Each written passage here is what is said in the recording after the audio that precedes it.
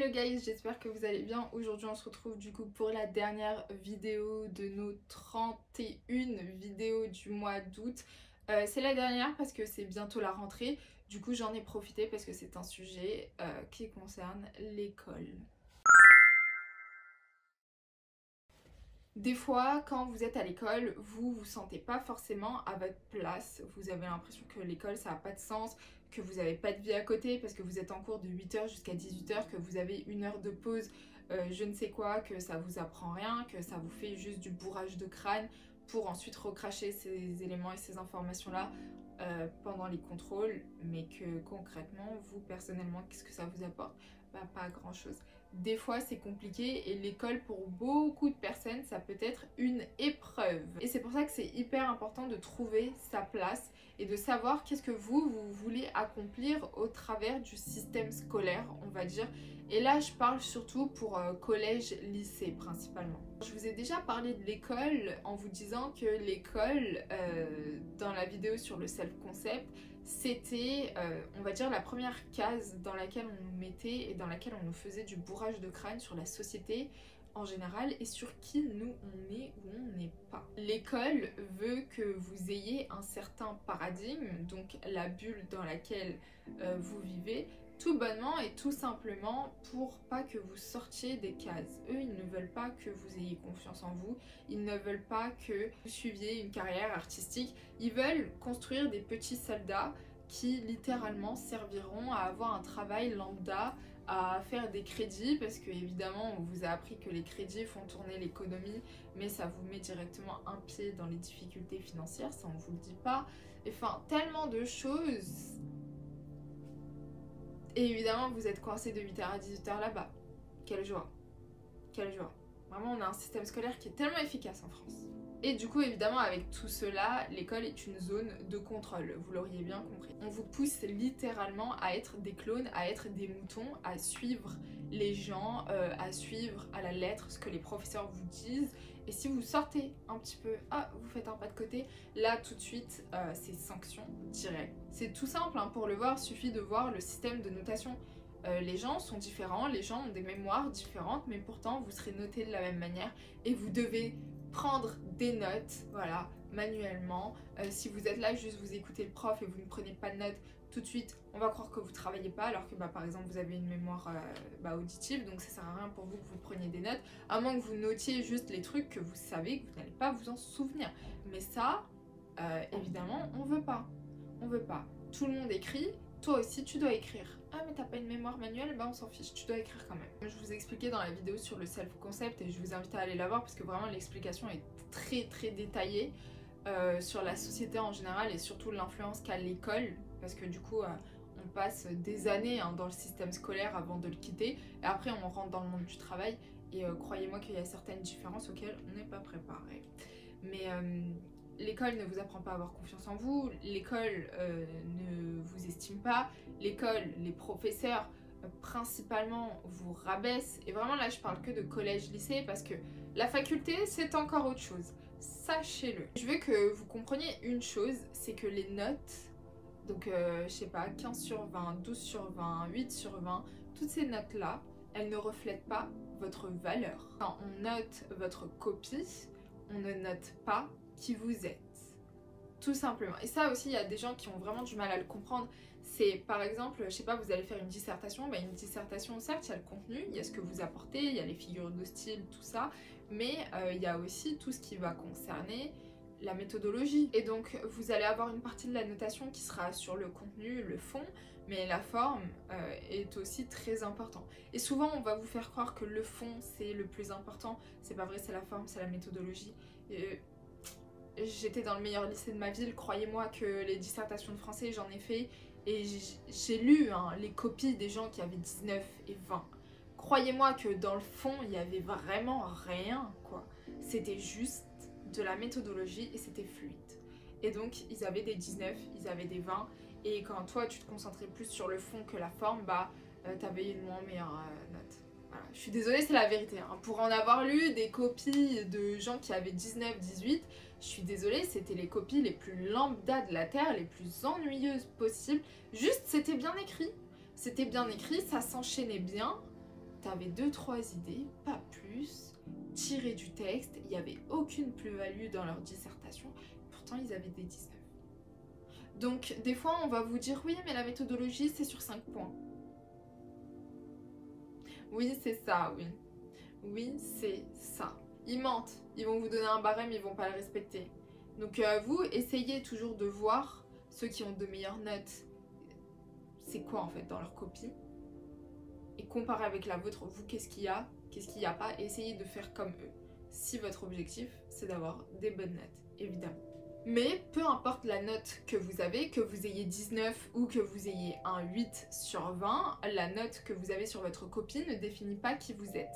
Et souvent, malheureusement, les gens qui vont avoir 19, beaucoup, sauf on va dire les petits intellos, vont avoir la grosse tête. Voilà.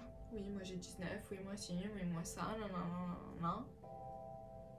Puis ensuite, ceux qui vont avoir 8 sur 20, ils vont être là en mode « Ah putain, fais chier et tout, j'ai révisé, c'est pas noté à ma juste valeur, à comment est-ce que j'ai travaillé, combien de temps j'ai consacré à travailler. » Vous n'êtes pas dans un système de méritocratie, sachez-le. C'est pas celui qui passe le plus de temps à réviser qui aura la meilleure note.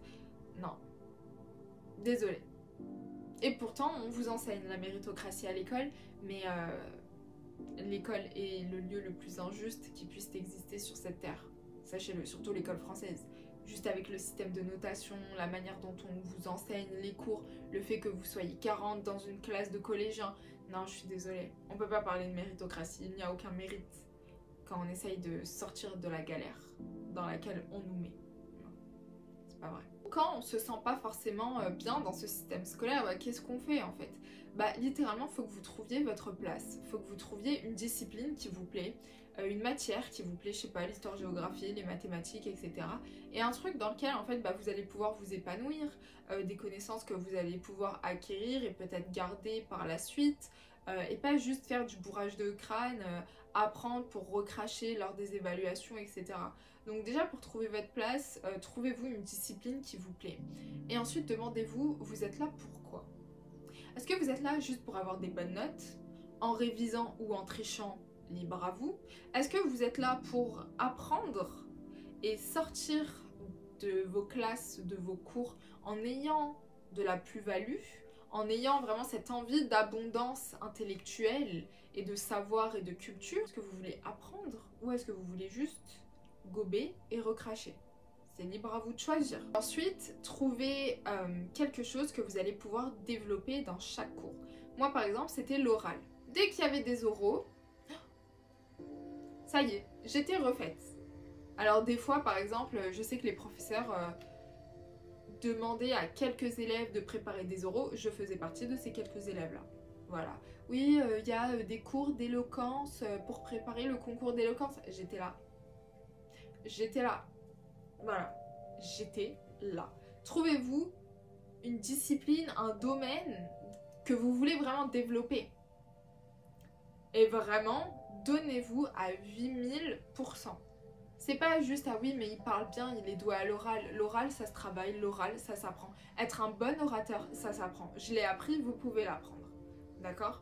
Et encore hier, par exemple, au travail, on me disait, ouais, toi, c'est ta force et tout, tu peux parler à l'oral de n'importe quel sujet.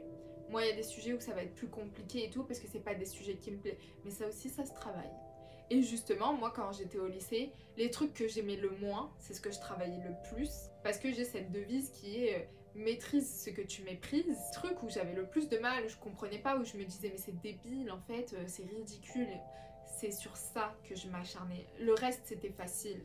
Ok, easy, vraiment. Ces trucs-là, c'était genre une conviction personnelle de les maîtriser, de les comprendre. Ou de comprendre la logique qu'il y a derrière. Ou de me faire ma propre logique, mais pour comprendre celle-là. Et du coup, c'était vraiment en mode guerre intellectuelle. Et surtout, je me souviens, en français, c'était les textes de Baudelaire. Alors Baudelaire, nom de Dieu, je comprenais rien. Ça avait aucun intérêt pour moi, ces textes qui étaient dépressifs au possible. Mais c'était sur ça que je m'acharnais le plus. Vraiment. J'essayais de comprendre la logique derrière. Et au final, j'ai compris. Mais parce que je me suis acharnée dessus. J'ai lu, j'ai relu, j'ai re-relu, j'ai re-re-re-relu, encore et encore et encore. Et j'ai refait des oraux et je disais à la prof, vous me faites passer que sur des textes de Baudelaire. Les autres c'est facile. Et au final, bah, je sortais avec des 16 sur des textes de Baudelaire, des textes où la prof elle-même savait que... Mais elle m'a dit, je t'aurais mis un 8 il y a 3 semaines, là maintenant je te mets un 16. C'est bien. T'es déterminé, genre c'est bien. Et donc, évidemment, vous allez avoir des profs qui vont vous rabaisser, mais vous allez aussi avoir des profs qui vont voir que vous faites du travail et que vous avez certaines qualités, que vous allez avoir une certaine logique en fait. Vous ne laissez pas en fait entraîner dans le 8h, 18h, ben là j'ai cours de français, après j'ai cours de maths, après j'ai cours de SVT. Non. Non. S'il y a un cours qui sert à rien, qui vous intéresse pas, je vous donne l'exemple, par exemple, moi quand j'étais à la fac, j'ai jamais eu de LV2 en fait. Collège, lycée, j'ai pas eu de LV2, j'ai eu de LV1. Sauf que bah, du coup, je pouvais pas les continuer à la fac. Et donc, bah, j'avais cours d'espagnol. La première année, je suis allée en cours d'espagnol. Aucun problème parce que le prof était formidable. Et il savait que j'avais un niveau 0 en espagnol. Du coup, il s'adaptait à mon niveau. Excellent. Encore merci à lui. En deuxième année, par contre, fallait voir la gueule de la prof. Non mais sérieusement, je n'allais pas en cours. Je n'allais pas en cours. Bizarrement, à chaque fois qu'il y avait cours d'espagnol, j'étais malade. J'allais à l'infirmerie de la fac. Oui, j'ai mal au ventre et tout. Vraiment, j'arrive pas à marcher. Ah, rentre chez toi. Ah, un papier. Tout de suite, je l'envoyais à l'administration et ouf, je rentrais chez moi. Du coup, ça me permettait de finir plus tôt, de rentrer chez moi et de réviser sur d'autres trucs qui allaient vraiment m'apporter des notes intéressantes dans ma moyenne. Genre l'anglais. Voilà, j'étais très forte en anglais. Et j'étais en classe euro et tout à la fac. Mais dites-vous que de base, collège, lycée, fallait voir le niveau d'anglais catastrophique que j'avais. Mais j'ai travaillé, j'ai persisté encore et encore et encore. Et tous mes cours du collège et du lycée, je les ai gardés et je les ai relus. Et en fait, un jour, je sais pas ce qui s'est passé, ça m'a fait sens. Et j'étais bilingue. Non mais sérieusement. Et après, pour vous dire, hein, j'ai donné des cours d'anglais. Hein, pour vous dire. Hein. Donc vraiment, quand il y a un truc que vous êtes déterminé, que vous voulez apprendre, allez-y à 8000%. Vraiment. Et ne lâchez pas l'affaire. C'est pas votre cerveau qui décide. Parce que votre cerveau, il a la capacité, littéralement, d'apprendre tout et n'importe quoi. Mais votre cerveau, c'est un fainéant. Donc si vous le forcez pas, lui, moins il en fait, mieux il se porte. Sauf que vous êtes là pour profiter du fait que ce que vous allez apprendre, ça va rester avec vous pendant très longtemps. Et un exemple tout con, les cours d'anglais au collège, j'ai toujours les cours, je les ai gardés. Et vraiment je comprenais rien. Mais les cours étaient tellement bien faits, je me suis dit je peux pas les jeter, un jour ça me servira. Bah du coup, après quand j'étais à la fac, des fois quand j'avais besoin de revoir un truc de grammaire, etc., je retournais dans mes cours du collège. Tellement la prof elle était géniale et pourtant Dieu sait que j'avais que des notes en dessous de la moyenne. Si j'arrivais à avoir 10, 11, 12, c'était un miracle. Les gars, maintenant je suis bilingue. Dans mon taf, on doit parler anglais. Genre, personne ne sait parler anglais couramment. À chaque fois, on m'appelle. Et pour vous dire, avant, je ne pouvais pas faire une phrase en anglais. Je ne comprenais pas comment on assemblait une phrase. Et je me suis forcée. Et pendant tout un été, j'ai regardé que des séries, des films en anglais. Et je répétais en fait derrière eux. Et putain, c'est venu. Mais parce que j'y ai mis du mien. Sinon, ça allait pas venir. Et regardez le niveau catastrophique de certaines personnes en anglais, sérieusement. Pour pas dire la majorité de la population française. Je vais être gentille. Mais c'est la vérité. Donc, vous, sachez ce que vous voulez. Par exemple, ma chaîne YouTube, j'aurais pu la faire en anglais, sérieusement. Et vous savez qu'au début, je voulais la faire en anglais. Mais je me suis dit, en fait, je veux m'adresser à un public français. Parce que sur le public anglophone, on va dire le YouTube anglophone, bah, ils ont déjà des gens qui parlent de développement personnel. Est-ce que ça égale mes connaissances? Pas vraiment. Mais c'est pas grave. Et je persiste, hein, et je me dis, ouais, franchement, vu le nombre d'abonnés que j'ai, tout, j'aurais fait des vidéos en anglais, j'aurais déjà le quintuple de ce que j'ai maintenant. Mais c'est pas grave. Parce que je sais qu'il y a besoin. Je sais qu'il y a besoin. Et si vous avez regardé la vidéo sur le self-concept, vous comprenez pourquoi il y a besoin. Donc voilà, trouvez votre place, créez votre place, trouvez les disciplines qui vous plaisent, trouvez les qualités que vous voulez avoir plus tard. Pour moi, quand je me voyais en tant qu'adulte, il était inconcevable que je ne sache pas m'exprimer correctement à l'oral et il était inconcevable que je ne sache pas m'exprimer en anglais. Donc je me suis acharnée sur ces deux choses-là Et aujourd'hui, je suis une très bonne oratrice, je travaille dans l'événementiel, je fais des formations, j'ai ma chaîne YouTube. Donc voilà, c'est des choses qu'on fait à l'oral qui sont très importantes et j'ai une facilité dedans, mais parce que j'ai travaillé énormément. Mais parce que je savais que plus tard, c'était des choses qui allaient énormément me servir. Et même à la faculté, par exemple, ça m'a énormément servi parce que du coup, je suis arrivée à la fac, je parlais déjà très bien à l'oral. Les oraux, c'est ce qui me permettait de vraiment avoir des 18, 19, etc. dans ma moyenne. Et c'était génial, donc c'était facile pour moi. Donc ça me permettait de consacrer du temps à d'autres choses. Le conseil que je peux vous donner, c'est vous laissez pas emporter par le 8h, 18h, un cours après l'autre. À un moment donné, c'est votre temps. Je veux bien, ouais, on a un planning à suivre, etc. Mais oh, à un moment donné, c'est mon temps. Et pour vous dire, des fois, quand j'étais au collège, les cours, j'en avais marre. Et vraiment, quand je vous dis que je faisais 8h, 18h, je faisais 8h, 18h, vu que j'étais en section internationale. J'avais 10 heures en plus dans l'emploi du temps, contrairement aux autres élèves. Voilà. Et bah, des fois, il y a des jours où je venais pas. Parce qu'en fait, j'étais fatiguée. Donc voilà. Il y a des jours où je venais pas. Ah, je suis malade. Ah, je sais pas, j'ai raté le bus. J'ai pas pu venir. Voilà, il y a des jours, bon après n'en abusez pas, il y a des jours où j'étais fatiguée, je venais pas en fait.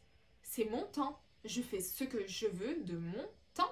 À un moment donné, ça suffit. Alors on n'en abuse pas non plus, mais il faut le comprendre. Et il faut comprendre aussi, nous, quelles sont nos qualités, quels sont nos défauts, sur quoi on va pouvoir travailler, qu'est-ce qui nous intéresse, quelles sont nos valeurs, nos principes qui peuvent s'implanter dans ça. Et vraiment le plus important à retenir, c'est que les notes sur vos feuilles ne définissent pas votre valeur. Clairement. Écoutez guys, c'est la fin de cette vidéo. J'espère qu'elle pourra aider les personnes et que c'est des conseils, des choses que vous pourrez mettre en place et surtout vous pourrez prendre du recul sur ça. Surtout la notion de temps et la notion de ce que vous voulez accomplir au travers de l'école et ce que vous voulez garder plus tard. Je pense que c'est ça le plus important pour réussir à trouver sa place. Évidemment, c'est compliqué parce que on a nos parents sur le dos, on a les profs aussi. Donc c'est vrai que c'est pas facile de réussir à imposer sa vision des choses, mais faites-le. Faites ce qui vous semble correct en fait. Vous savez ce qui est le mieux pour vous. Et évidemment, n'en abusez pas. Après, ne venez pas dire, ouais mais Melinda, elle nous a dit ci, elle nous a dit ça, elle nous a dit de sécher les cours d'espagnol pour aller, je sais pas, jouer au foot. Pas du tout. Vraiment pas. Donc voilà, il faut trouver un juste milieu et il faut trouver la place qui nous convient le mieux. Prenez soin de vous et on se retrouve bientôt pour une prochaine vidéo. Ciao, ciao.